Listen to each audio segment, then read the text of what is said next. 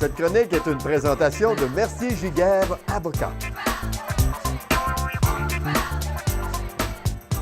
Lors d'une séparation, il y a toujours des petites choses qui arrivent qui ne sont pas nécessairement désirables. Et on a quelques trucs des fois à nous faire donner par un avocat. Et on reçoit aujourd'hui Maître Wolfgang Mercier-Giguère qui vient nous donner justement ces quelques trucs lors d'une séparation. Maître Mercier-Giguère, bonjour. Bonjour, ça va bien? Très bien, toi de même. Donc, aujourd'hui, ce qu'on essaie de vous parler, c'est les cas vraiment plus difficiles, donc des situations particulières, puis essayer de vous donner quelques trucs. Ça fait déjà plusieurs années que je fais ça, litige en familial, et je vois souvent des situations, et on oublie que l'avocat est là pour donner des solutions et essayer d'arranger certaines choses. Donc, pas toujours aller en cours. Des fois, ça peut se régler hors cours avec des petits trucs comme tu vas nous offrir. Effectivement. Donc, le premier cas que je voulais vous parler aujourd'hui, c'est le cas où il y a de la violence, que ce soit physique ou verbale, mais que ça va quand même bien outre ce fait-là, c'est-à-dire avec les enfants. OK. Donc, les solutions qu'on peut utiliser, c'est faire l'échange des enfants en présence d'une tierce personne. Souvent, ça peut calmer. Si on se rend compte que ça a l'effet inverse, on peut faire l'échange dans un lieu public, que ce soit un restaurant, un centre d'achat, vraiment un lieu où il y a beaucoup de monde. Ici, tu parles de garde partagée, donc il faut que les parents s'échangent les enfants aux semaines, 2 semaines, peu importe.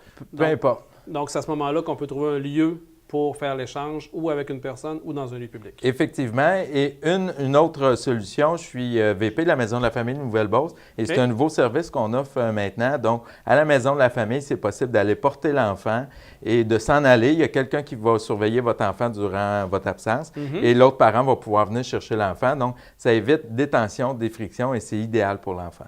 L'autre cas où ce que je vois souvent, c'est le cas où ce que j'appelle des menteurs, c'est-à-dire ou une déformation de la réalité.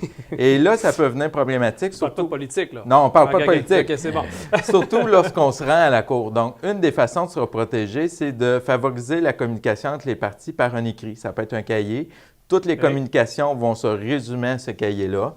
Dans des cas plus extrêmes, vous avez le droit d'enregistrer les conversations. Donc ça peut vous servir, à vous rappeler ce qui a été dit, 2, à vous protéger si jamais il y a des choses qui ne sont pas correctes.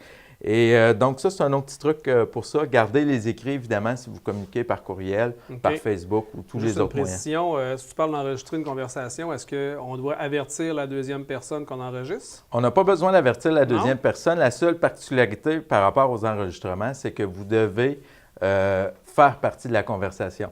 Donc, moi, je ne peux pas enregistrer une conversation entre Richard et un ami alors que vous ne savez pas que vous êtes enregistré. Par contre, si moi et toi, on discute ensemble, là, j'ai le droit d'enregistrer et j'ai le droit éventuellement de l'utiliser à la cour. Ah oui, intéressant. Donc, c'est très important de le savoir.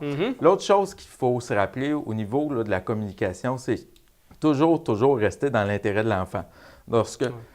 Lorsque vous avez des situations où l'autre parent, peu importe là, que ce soit la mère ou le père, vous attaque constamment, il vous reproche, c'est souvent des choses par rapport au passé, c'est important de rester neutre, de toujours penser à l'intérêt de l'enfant, de faire abstraction, à la limite de ne pas répondre à ces choses-là, c'est la meilleure chose pour éventuellement gagner vos points puis gagner une crédibilité si vous vous retrouvez devant les tribunaux.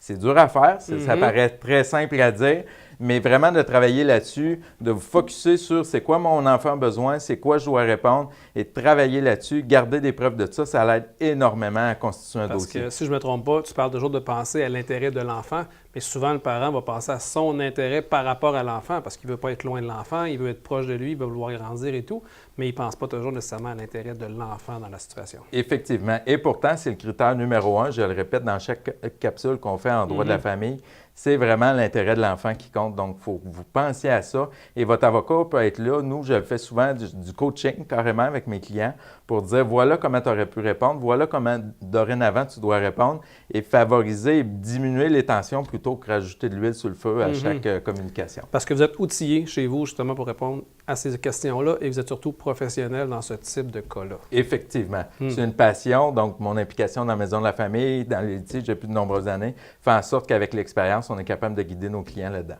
Bien, merci beaucoup, Maître Mercier-Giguère. Ça fait plaisir. Donc, pour plus d'informations, Mercier-Giguère Avocat sur la page Facebook. Sinon, au 581-996-7060. Merci. Cette chronique est une présentation de Mercier-Giguère, avocat.